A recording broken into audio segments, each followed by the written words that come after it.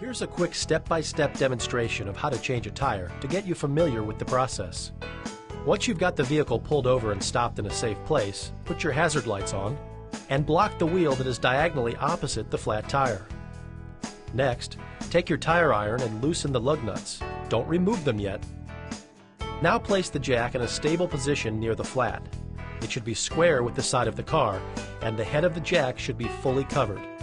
Be sure to check your owner's manual for the exact points where it is most stable to place your jack. Using the jack, raise the wheel. It only needs to be raised a few inches. Next, remove the loosened lug nuts and pull the flat tire off.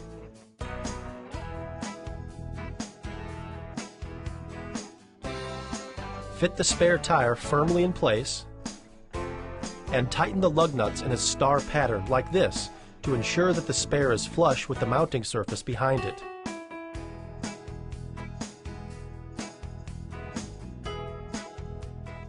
Finally, carefully lower the wheel and give the lug nuts one last tightening.